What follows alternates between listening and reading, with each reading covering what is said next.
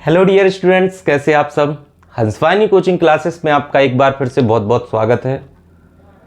Dear students, class 12th physics की बात करें तो इससे पहले वाले लेक्चर में हमने विद्युत फ्लक्स का अध्ययन किया था और विद्युत फ्लक्स आपके लिए आज की जो क्लास हम लेंगे इसके लिए बहुत इंपॉर्टेंट होने वाला है। मैंने आपको इसके पहले भी बताया था कि जो विद्यार्थी विद्युत फ्लक्स को बहुत अच्छे से पढ़ते हैं उनके लिए गॉस की प्रमेय बड़ा आसान होने वाला है, और जो गॉस की प्रमेय है वो क्लास 12th फिजिक्स वालों के लिए मोस्ट इंपॉर्टेंट टॉपिक होने वाला है, क्योंकि इस टॉपिक से क्वेश्चन बनने की जो संभावना होती है वो सबसे ज्यादा होती है। हर एक बोर्ड एग्जाम में आपके लिए यह क्वेश्चन पूछा जाता है, इसलिए आपको गॉस की प्रमेय समझना है तो विद्युत फ्लक्स को एक बार जरूर समझ लेना है। और जिन स्टूडेंट्स ने विद्युत फ्लक्स का अध्ययन नहीं किया है वो एक बार जाकर पिछला वीडियो देखें, वहां से आपके लिए विद्युत फ्लक्स से संबंधित जो भी समस्याएं होगी वो आपकी क्लियर हो जाने वाली है। तो ये विद्युत फ्लक्स हमने पढ़ा क्या था, फिर भी आप यहां देख लें कि विद्युत फ्लक्स होता क्या था। हमने पढ़ा था कि जो विद्युत फ्लक्स है वो है क्या। विद्युत फ्लक्स का मतलब होता है कि मान लो हमारे पास एक विद्युत क्षेत्र है और उस विद्युत क्षेत्र में हम किसी पृष्ठ को रख देते हैं। कोई भी विद्युत क्षेत्र हो, उस विद्युत क्षेत्र में यदि हम किसी पृष्ठ को रख देते हैं तो उस पृष्ठ से अभिलंबवत दिशा में जितनी भी विद्युत क्षेत्र रेखाएं गुजरती हैं उनकी संख्याओं को ही तो हम क्या बोलते थे, विद्युत फ्लक्स कहते थे। बात आई समझ में ना। हमारे पास कोई विद्युत क्षेत्र है, अगर विद्युत क्षेत्र है तो उसमें विद्युत क्षेत्र रेखाएं होंगी, और इस विद्युत क्षेत्र में हम किसी पृष्ठ को लाकर अगर रख देते हैं तो उस पृष्ठ से जितनी भी विद्युत क्षेत्र रेखाएं अभिलंबवत दिशा में गुजर जाएंगी, मतलब जो पृष्ठ से विद्युत क्षेत्र रेखाएं 90 अंश का कोण बना के निकलती हैं, उनकी जितनी संख्या होती है उससे हम विद्युत फ्लक्स कहते हैं। बात आ रही समझ में। अब विद्युत फ्लक्स आपने बेटा 3 प्रकार का पढ़ा था। एक पढ़ा था धनात्मक, दूसरा आपने पढ़ा था ऋणात्मक। मतलब जो विद्युत फ्लक्स होता है वो 3 प्रकार का हो सकता है, या तो विद्युत फ्लक्स धनात्मक होगा, या विद्युत फ्लक्स ऋणात्मक होगा, या फिर विद्युत फ्लक्स क्या होगा, शून्य होगा। विद्युत फ्लक्स धनात्मक भी हो सकता है, विद्युत फ्लक्स ऋणात्मक भी हो सकता है, और विद्युत फ्लक्स शून्य भी हो सकता है। धनात्मक हमने आपको बताया था कि मान लो अगर पृष्ठ में से विद्युत क्षेत्र रेखाएं बाहर की ओर निकल रही हैं, हमने किसी विद्युत क्षेत्र में पृष्ठ को रखा और उस पृष्ठ में से विद्युत क्षेत्र रेखाएं बाहर की ओर निकल रही हैं, तो उस स्थिति में विद्युत फ्लक्स धनात्मक होता है। ऋणात्मक कब होगा, मान लो हमने किसी विद्युत क्षेत्र में एक पृष्ठ को रख दिया और उसमें विद्युत क्षेत्र रेखाएं उस पृष्ठ के अंदर की ओर प्रवेश कर रही हैं, तो उस स्थिति में विद्युत फ्लक्स जो होता है वो ऋणात्मक होता है। और यदि मान लो किसी पृष्ठ से बाहर निकलने वाली विद्युत क्षेत्र रेखाओं की संख्या तथा उस पृष्ठ के अंदर प्रवेश होने वाली विद्युत क्षेत्र रेखाओं की संख्या समान होती है, तो उस स्थिति में विद्युत फ्लक्स शून्य होता है। तो ये सब हमने पिछले वाले लेक्चर में पढ़ के रखा है, इसलिए आपको वहां से और क्लियर कर लेना है। आज हम गॉस की प्रमेय की शुरुआत करने वाले हैं। देखो, किसी भी पृष्ठ से विद्युत फ्लक्स कितना हो सकता है, किसी भी पृष्ठ से संबद्ध जो विद्युत फ्लक्स होता है उसका मान कितना होता है, इसका अध्ययन वैज्ञानिक कार्ल फ्रिडरिच गॉस। तो कहीं आपको गॉस भी मिल सकता है या इन्हीं का दूसरा नाम आपको किसी बुक में गाउस भी मिल सकता है। तो गॉस या गाउस कोई भी नाम आ जाए, ये दोनों एक ही वैज्ञानिक हैं। तो कार्ल फ्रिडरिच गॉस ने किसी भी पृष्ठ से संबद्ध कितना विद्युत फ्लक्स होता है, इसका इन्होंने अध्ययन किया। और आज हमें इन्होंने क्या बताया हमारे लिए अपनी स्टडी के अंदर, वो हम सब कुछ पढ़ने वाले हैं। गॉस की प्रमेय कहता है, जो मतलब ये गॉस की प्रमेय नाम से भी आ सकता है, गॉस के नियम के नाम से भी आ सकता है। क्वेश्चन जो आपको मिलेगा वो आपको इस तरीके से मिल सकता है कि गॉस की प्रमेय लिखिए या गॉस की नियम लिखिए तथा इसे सिद्ध कीजिए। अगर आपको सिद्ध करने के लिए आ रहा है तो आप यहां जब जो पूरा प्रूफ पढ़ेंगे वो भी हमें फिर लिखना पड़ेगा। ये बात आपको याद रखनी है। अगर गॉस की प्रमेय आपको सिद्ध करने की बात हो रही है तो फिर पूरा करना है। देखो गॉस की प्रमेय क्या है, इन्होंने बोला कि किसी भी आकार वायु या निर्वात में, वायु या निर्वात में, वायु या निर्वात में किसी भी आकार के, किसी भी आकार के बंद पृष्ठ से,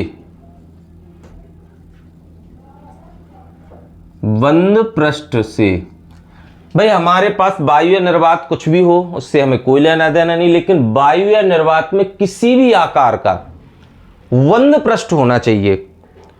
अगर हमें विद्युत फ्लक्स से गॉस के नियम के हिसाब से विद्युत फ्लक्स को समझना है तो हमारे लिए जो पृष्ठ होना चाहिए वो बंद होना चाहिए, वो खुला नहीं होना चाहिए। आकार उसका कुछ भी हो, इससे हमें कोई लेना देना नहीं है।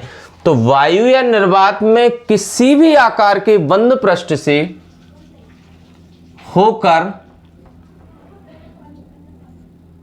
गुजरने वाला, होकर गुजरने वाला संपूर्ण विद्युत फ्लक्स,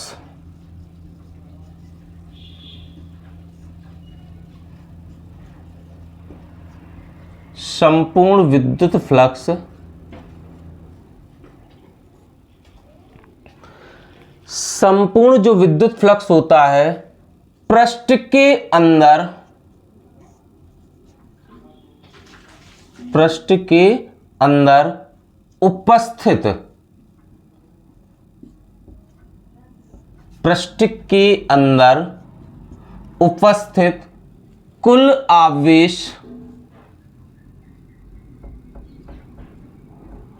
कुल आवेश का 1/ε0 गुना होता है।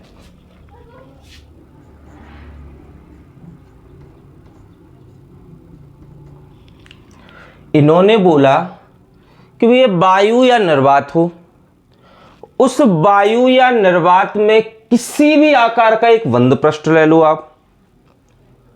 वायु या निर्वात की बात हो रही है, किसी भी आकार का एक बंद पृष्ठ ले लो। उस बंद पृष्ठ से होकर गुजरने वाला जो भी विद्युत फ्लक्स होगा, मतलब उस बंद पृष्ठ से गुजरने वाली जितनी भी विद्युत क्षेत्र रेखाओं की संख्या होगी, क्योंकि विद्युत क्षेत्र रेखाओं की संख्या जो होती है उसे ही तो हम क्या बोलते हैं, विद्युत फ्लक्स कहते हैं। तो जितना भी विद्युत फ्लक्स होगा, उस विद्युत फ्लक्स का जो मान है वो पृष्ठ के अंदर, उस पृष्ठ के अंदर उपस्थित जो भी आवेश होगा, उस पृष्ठ के अंदर जितना भी आवेश होगा, उस आवेश का 1/ε0 गुना होता, उस आवेश का 1 कितना ε0 गुना होता है। मान लो हम यहां लिख सकते, इसको थोड़ा समझने के हम लिखेंगे, माना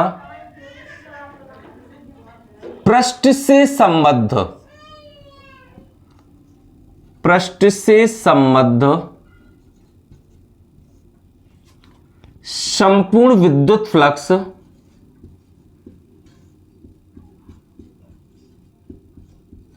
संपूर्ण विद्युत फ्लक्स फाई तथा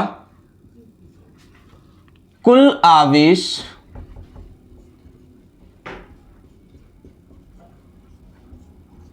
क्यू, कैपिटल क्यू भी मान लो, स्मॉल मान लो, कोई फर्क नहीं पड़ने वाला, कुल आवेश क्यू है तो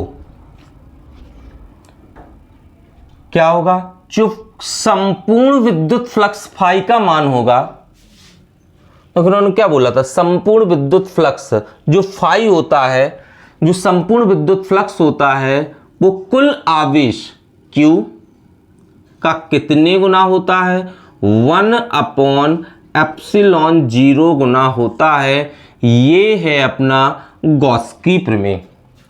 पेपर में अगर आपके लिए इतना बस आया कि गॉस की प्रमेय लिखिए क्या 2 नंबर में, तो आपको यहीं तक सॉल्व कर देना है। ये हमारा गॉस की प्रमेय है। लेकिन अगर हमें गॉस की प्रमेय 3 नंबर 4 नंबर में पूछा जा रहा है, तो फिर हमें इसको प्रूफ करके भी दिखाना है कि जो जो संपूर्ण विद्युत फ्लक्स होता है वो कुल आवेश का 1/ε0 गुना होता है। तो यहां तक की बात तो विद्यार्थियों आपको समझ में आ रही है। गॉस ने किसी भी पृष्ठ से संबद्ध जो विद्युत फ्लक्स होता है उसकी वैल्यू कितनी होती है, इससे संबंधित इन्होंने एक नियम दिया था, इससे संबंधित इन्होंने एक प्रमेय दिया था, जिससे हम किसी भी पृष्ठ से संबद्ध विद्युत फ्लक्स की गणना कर सकते हैं। बस शर्त क्या है, आपको याद हो, या तो वायु में भी निकाल सकते हैं या निर्वात में, वायु या निर्वात में किसी भी आकार के बंद पृष्ठ से। बस याद ये रखना है कि अगर हमें विद्युत फ्लक्स निकालना है गॉस के नियम की सहायता से, तो हमारा जो पृष्ठ होना चाहिए वो बंद होना चाहिए। किसी भी आकार का हो उससे हमें लेना देना नहीं है, लेकिन वो पृष्ठ जो है वो बंद होना चाहिए। तो किसी भी आकार के बंद पृष्ठ से होकर जो गुजरने वाला संपूर्ण विद्युत फ्लक्स होगा, कुल मान जो होगा विद्युत फ्लक्स का, वो पृष्ठ के अंदर उपस्थित, जो भी पृष्ठ आपने लिया है उसके अंदर उपस्थित कुल आवेश, जो भी आवेश होगा उसका 1/ε0 गुना होगा। क्लियर? तो वही हमने मान लिया कि मानव पृष्ठ से संबद्ध जो संपूर्ण विद्युत फ्लक्स है वो फाई है, और कुल आवेश जो है वो क्यू है। तो जो फाई का मान होगा वो कुल आवेश का 1/ε0 गुना होगा। यही हमारा गॉस की प्रमेय है। तो यहां तक आपके लिए हर एक बात क्लियर हुई, समझ में आया? आपको यहां तक का समझ में आया है तो आप कमेंट करके जरूर बताएं कि सर यहां तक की बात हमारे लिए टोटल क्लियर है। ठीक है, चलो अब हमें गॉस की प्रमेय को सिद्ध करना है। ये जो हमने मान निकाला है कि वास्तव में जो फ्लक्स होता है वो इतने गुना होता है, तो ये बात जो है वो हमें प्रूफ करके दिखानी है कि आखिर कितना है। चलो यहां देखें,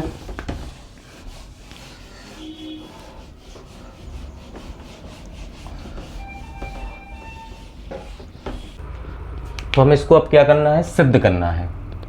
तो सिद्ध करने के लिए हम क्या डालेंगे यहां पर, हेडिंग उत्पत्ति।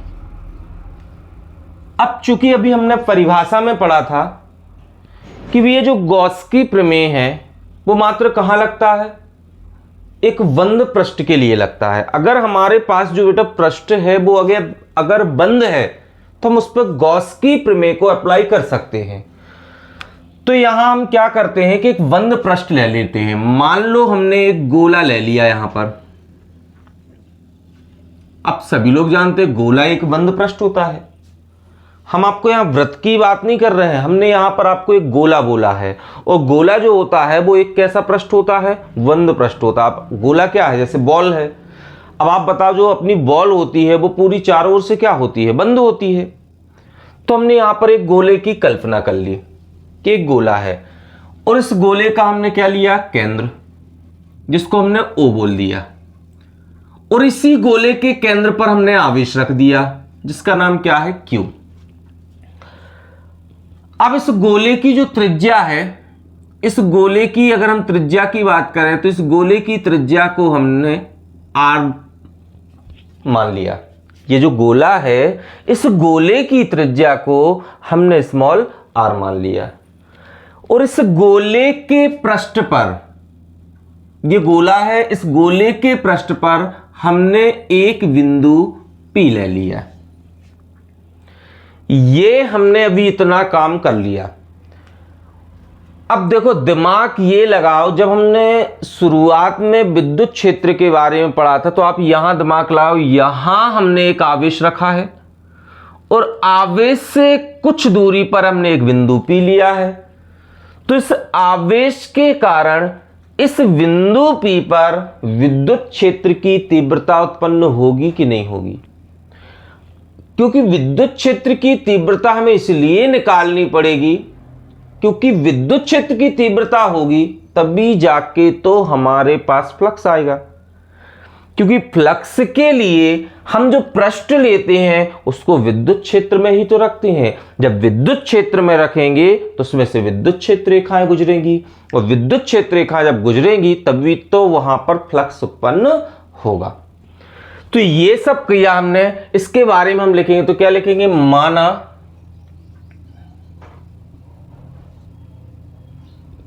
चित्र में एक गोला प्रदर्शित है। जो हमारा चित्र है इसमें क्या है? गोला प्रदर्शित है।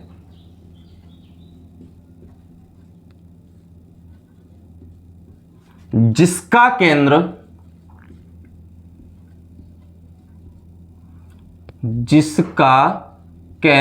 क्या है?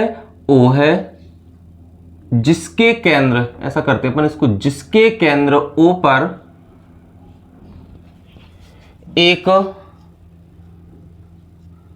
बिंदु धनावेश,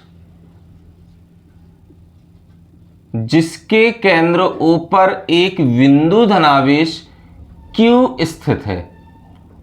हमने इस गोले के केंद्र पर एक बिंदु धनावेश Q रख दिया है। तो इस जिसका केंद्र क्या है? O पर अपन ने एक बिंदु धनावेश Q क्या है? स्थित है। गोले की त्रिज्या क्या मानी हमने? R मानी है। तो गोले की त्रिज्या R है। जो भी हमारा गोला है उसका केंद्र O है, उसके केंद्र O पर हमने एक आवेश Q रख दिया है और इस गोले की जो त्रिज्या है वो क्या है? R है। तो गोले के पृष्ठ पर हमने एक बिंदु P लिया है तो हम क्या लिखेंगे? गोले के पृष्ठ पर, गोले के पृष्ठ पर एक बिंदु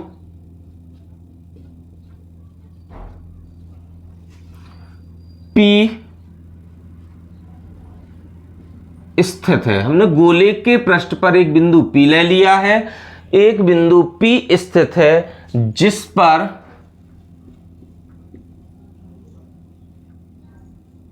आवेश किसके कारण? Q के कारण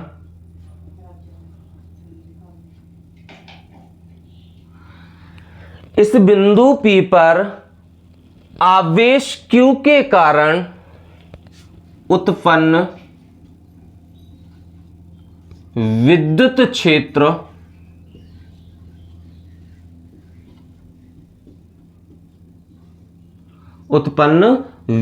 क्षेत्र की तीव्रता।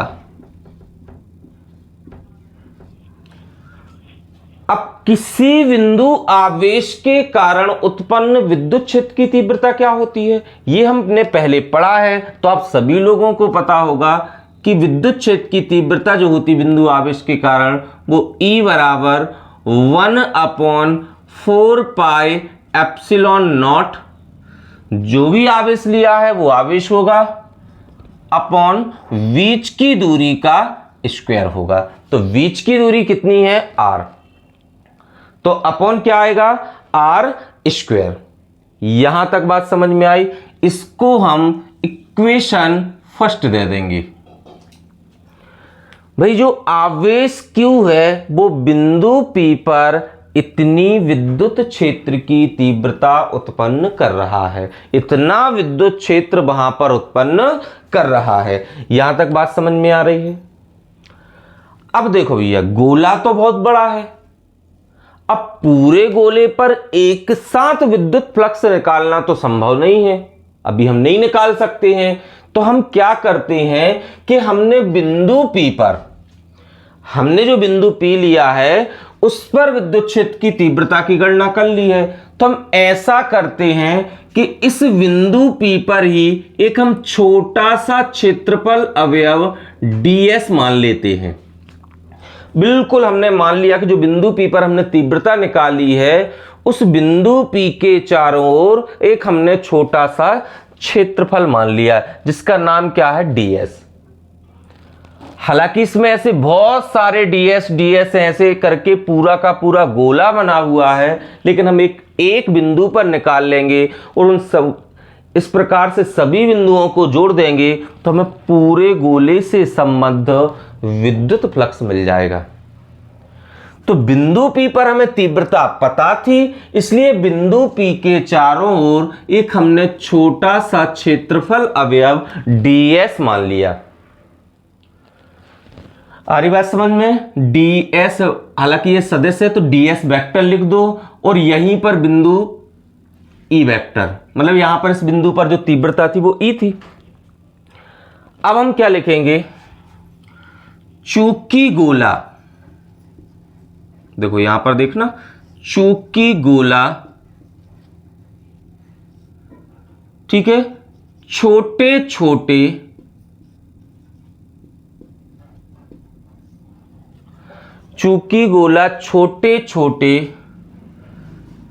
क्षेत्रफल अवयव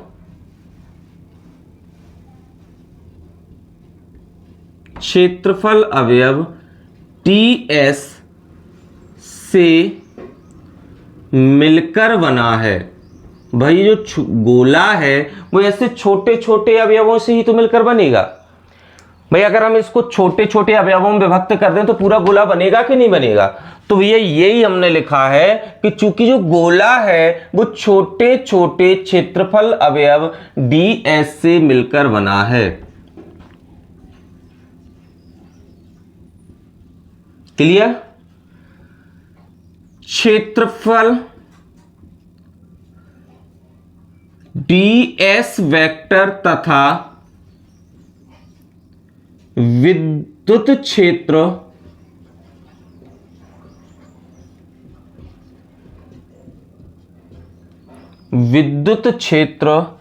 E वेक्टर की दिशा समान है। ये क्षेत्रफल अवयव की दिशा ये है, ये E वेक्टर की दिशा ये, मान लो ये दोनों है तो ये अवयव से ये कैसी निकलेगी, लंबवत। और जब ये लंबवत निकलेगी तो बिंदु P पर या इस क्षेत्रफल अवयव ds से संबद्ध हमें एक फ्लक्स मिलने वाला है। तो हम क्या लिखेंगे, समान है, इसलिए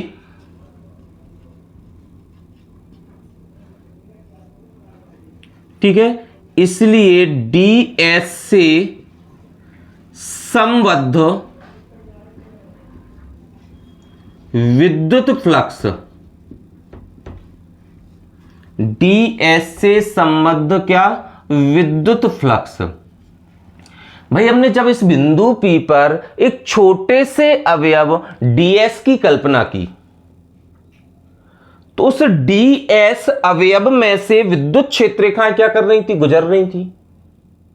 और जब विद्युत क्षेत्र रेखाएं किसी भी पृष्ठ में से होकर गुजरेगी लंबवत, तो फिर वहां पर क्या आएगा, विद्युत फ्लक्स आएगा। तो वही हमने लिखा है कि इसलिए ds से संबद्ध विद्युत फ्लक्स। अब पूरे गोले से संबद्ध संपूर्ण विद्युत फ्लक्स को हम फाई बोलेंगे, लेकिन ये ds का है, छोटे से अवयव का फ्लक्स है, इसलिए हम इसको क्या बोलेंगे, d फाई बोलेंगे। संपूर्ण फ्लक्स को हम किससे प्रदर्शित करेंगे? फाई से।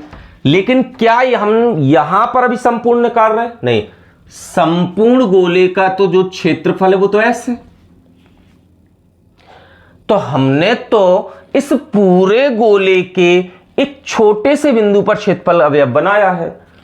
तो छोटा सा अवयव क्या था? ds, तो उससे संबद्ध फ्लक्स भी क्या होगा? d phi. समझ में आ रही बात? छोटा सा अवयव क्या था? ds, तो उससे संबद्ध छोटा सा ही फ्लक्स होगा, जिसका नाम हम क्या रखेंगे? d phi. और ये d फाई करके बहुत सारे फ्लक्स मिलेंगे, उन सबको जोड़ देंगे तो बन जाएगा संपूर्ण फ्लक्स। देखते चलें अभी आगे, आपको एक एक बात क्लियर हो जाएगी। तो फ्लक्स का फॉर्मूला क्या होता है? विद्युत क्षेत्र जो कि E है, क्षेत्रफल अवयव जो कि ds है। अब हमें E की वैल्यू क्या पता है? बिल्कुल पता है। कहां से? समीकरण 1 से। तो रख दो मान यहां पर। तो d फाई इक्वल E का मान कितना है? 1/4 pi epsilon not Q upon R square into कितना है? ds। ये आ गया हमारा इक्वेशन सेकेंड। एक छोटा सा अवयव जो ds है, एक जो छोटा सा अवयव क्या है? ds है, वो अपने पास कितना फ्लक्स उत्पन्न कर रहा है? 1/4 pi epsilon not Q upon R square into ds। अब गॉस ने तो ये बताया था कि जो संपूर्ण फ्लक्स होता है, फाई जो होता है, वो कुल आवेश हमने क्या लिया था? Q। कुल आवेश का कितने गुना होता है? 1/एप्सिलॉन नॉट गुना होता है। ये हमें गॉस ने बताया था, लेकिन यहां तो ऐसा कुछ नहीं आया। तो ये याद भी तो करो कि संपूर्ण फ्लक्स की बात हुई थी फाई की। क्या ये संपूर्ण फ्लक्स है? नहीं है, ये तो अभी छोटा सा फ्लक्स है एक बिंदु पर, एक छोटे से अवयव ds पर। जबकि ऐसे बहुत सारे अवयव हैं, तो हम इन सभी अवयवों को जोड़ेंगे तो कुल फ्लक्स बनने वाला है। यहां तक की बात आप लोगों को क्लियर हो रही है? मैंने आपको जितना भी बेटा इसके पहले जो डेफिनेशन लिखवाई थी वो लिखनी है आपको नोट्स में, साथ में ये करना है आपको कंप्लीट। आ रही बात समझ में? और एग्जाम में आपको पूरा ही सॉल्व करके आना है। आप इस तरीके से व्यवस्थित लिख के आओगे तो आपको एग्जाम में एक भी नंबर नहीं कटने वाले। बात समझ में आ रही है यहां तक? अब देखो हम क्या लिखेंगे? चूंकि गोला, फिर वही कंडीशन बता देनी कि जो चूंकि गोला छोटे छोटे, वही कंडीशन दोबारा लिख दो, छोटे छोटे अवयव, छोटे छोटे अवयव ds से मिलकर बना है।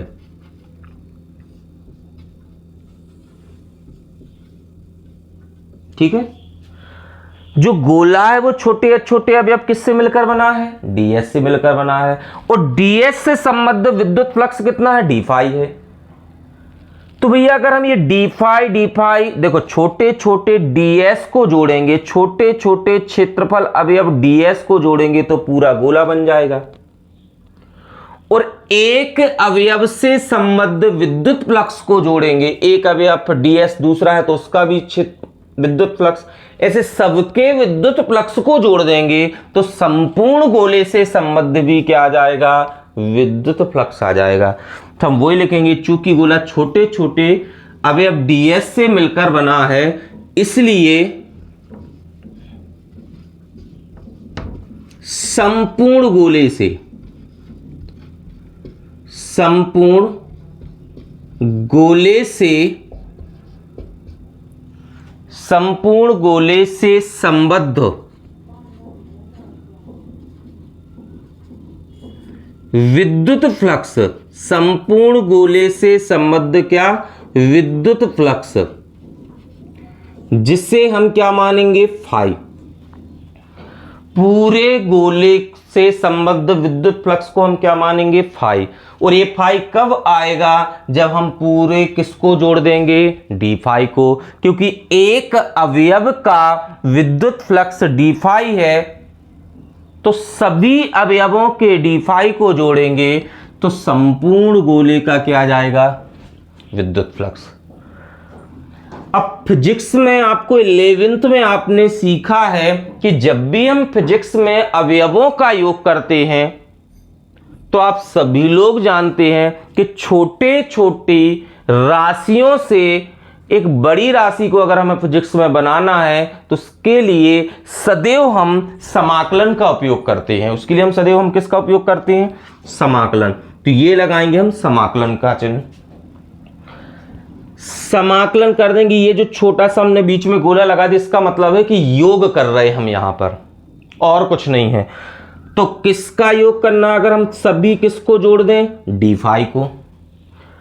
सबके ऐसे देखो डी फाई नाम के बहुत सारे फ्लक्स हैं, उन सभी फ्लक्सों को अगर हम जोड़ देंगे, समाकलन मतलब आप जोड़ रहे हो, योग कर रहे हो, अगर सभी डी फाई जुड़ जाएंगे तो हमें संपूर्ण फ्लक्स फाई मिल जाएगा। पहले बताओ यहां तक बात समझ में आ रही है सभी को। चलो तो यहां तक को आपको सॉल्व कर लेना है। अब इसके आगे हम क्या करेंगे, यहां देखें, क्या हमें डी फाई की वैल्यू पता है, हमें यहां पर मात्र अब वैल्यू जो भी आपको पता है उन सब वैल्यू को रखना है। देखो फाई है तो हम क्या लिखेंगे, फाई इक्वल समाकलन डी फाई की वैल्यू हमें पता है कहां से, इक्वेशन सेकेंड से। तो क्या है 1/4 pi epsilon not q upon r square. Q upon क्या, आर स्क्वायर, साथ में कौन है, डी एस।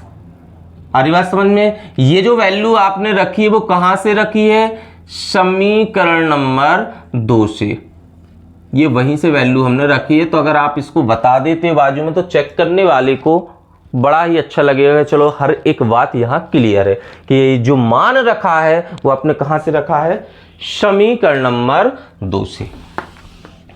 यहां तक क्लियर।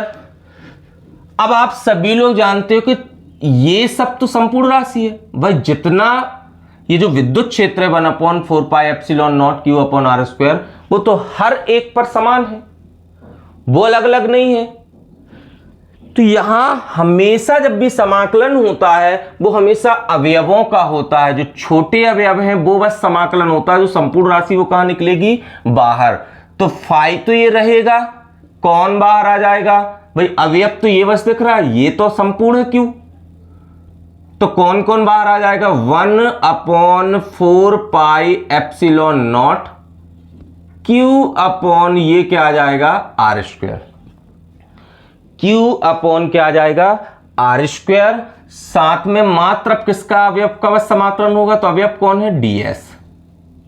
अब देखो यहां फाई इक्वल, बहुत जी हो गया यहां से, 1/4 pi epsilon not q upon r square. Ds क्या है, एक छोटा सा क्षेत्रफल अवयव, और इस छोटे छोटे क्षेत्रफल अवयव से मिलकर पूरा क्या बना हुआ है, गोला। तो भैया अगर हम ये छोटे छोटे क्षेत्रफल अवयव जो हैं जोड़ दें तो संपूर्ण गोले का क्षेत्रफल हो जाएगा कि नहीं हो जाएगा। मतलब ds अगर सभी के सभी जुड़ जाएं तो हम इसकी जगह क्या लिख सकते हैं, संपूर्ण गोले का क्षेत्रफल। भाई सभी हमने छोटे छोटे अवयव जोड़ दिए तो पूरे किसका निर्माण हो गया, गोले का। तो संपूर्ण गोले का क्षेत्रफल ये हम यहां लिख सकते हैं। हल कर दो तो फाई इक्वल कितना आ जाएगा, 1/4 pi epsilon not q upon r square, और सभी लोग जानते हैं गोले का क्षेत्रफल क्या होता है, तो गोले का क्षेत्रफल होता है 4πr²। ये होता है गोले का क्या क्षेत्रफल, कितना, 4πr²। सॉल्व करो, 4π से 4π क्या हो गया, कैंसिल, r² से r² क्या हो गया, कैंसिल, तो फाई इक्वल क्या बचा यहां पर, 1/ε0 और साथ में क्या बचा, q। और आप बताइए कि गॉस की प्रमेय क्या होता है, यही होता है कि जो संपूर्ण फ्लक्स है वो आवेश का कितने गुना है, 1/ε0 गुना है। तो हम क्या लिखेंगे, यही